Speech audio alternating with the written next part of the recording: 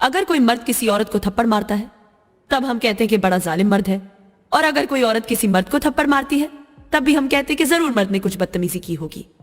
हर हाल में हम मर्द को ही गलत समझते हैं।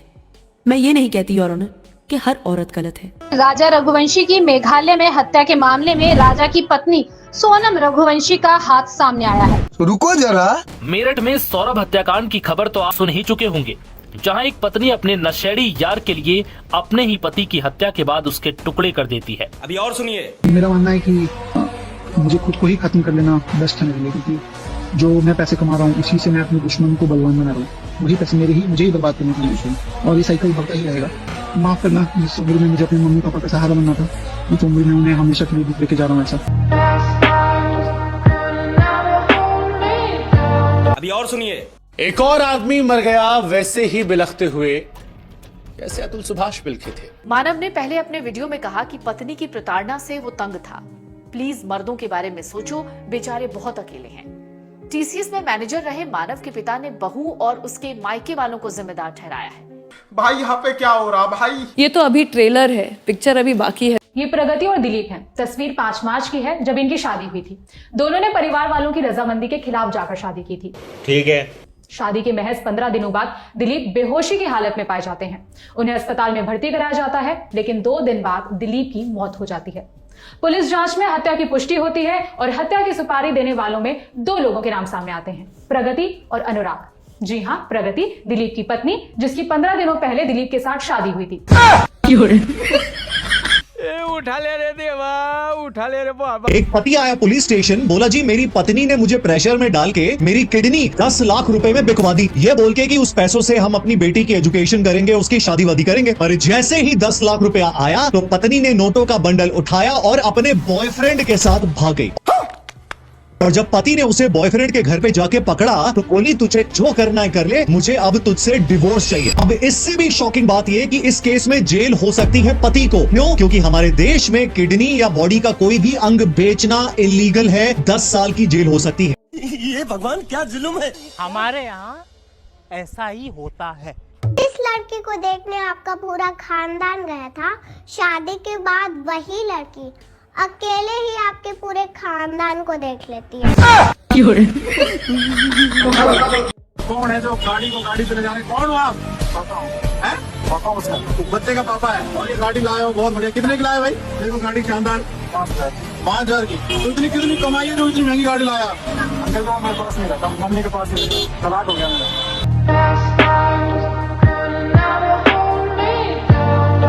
मेरा बॉयफ्रेंड था, तो मैं प्रेग्नेंट हो गई थी, तो मैंने एबॉर्शन करवा लिया।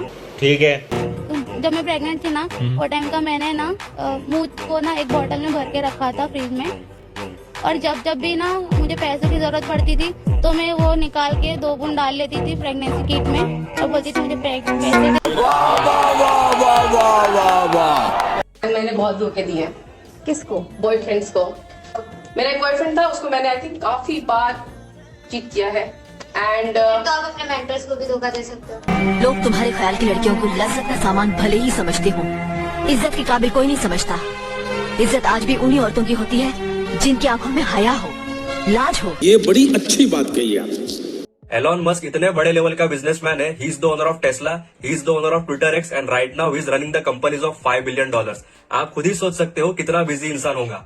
फिर भी वो ट्विटर पे आता है, ट्विटर पे ट्वीट करता है और वापस से ऑफलाइन हो जाता है, फिर से वापस से ऑनलाइन आता है, और जिन लोगों ने उसके ट्वीट पे रिप्लाई किए ना, उनको वापस से रिप्लाई करता है, और ये रोज करता है ऐसा। सोचो, इतना बिजी इंसान होने के बाद भी। और तुम्हारी बंदी तुमको 2 दिन बाद टेक्स्ट करके बोलती है कि बाबू मैं बिजी थी।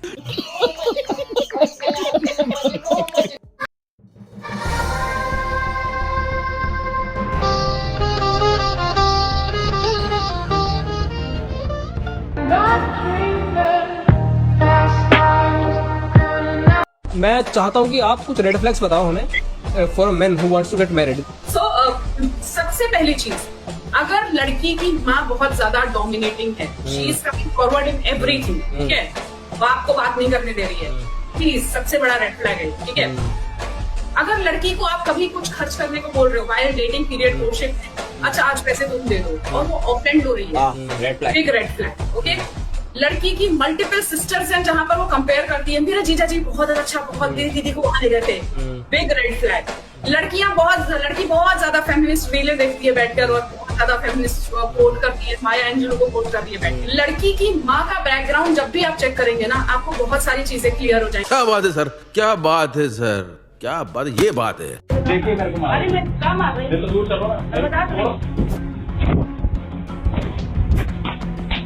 देखिए मेरे को मार दो, बस हो गया। मम्मी बचाओ, मारो मेरे को, मार डाला मेरे को आज।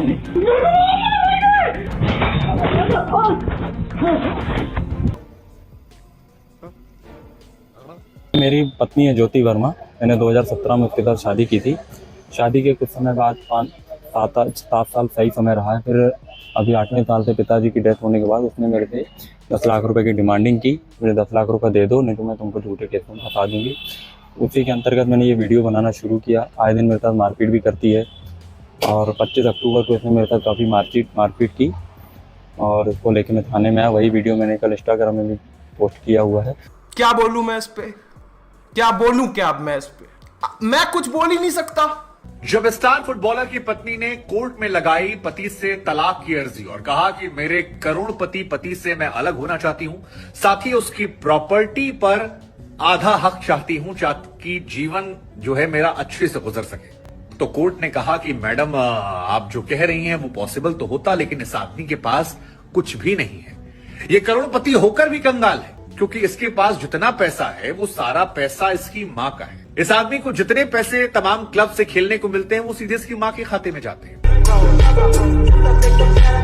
लड़कों के लिए एक और बुरी खबर है। इलाहाबाद कोर्ट के अकॉर्डिंग अगर आपकी वाइफ अपने दोस्तों के साथ ड्रिंक कर रही है, पार्टी कर रही है बिना आपकी परमिशन के, तो वो आपके ऊपर क्रूरता नहीं मानी जाएगी। अच्छा, लेकिन अगर भाई एक लड़का ड्रिंक करता है और अपनी किसी फीमेल फ्रेंड के साथ सोशल मीडिया पर फोटो पोस्ट करता है, तो वो वाइफ के ऊपर क्रूरता मानी जाएगी। ये भगवान क्या जुल्म है।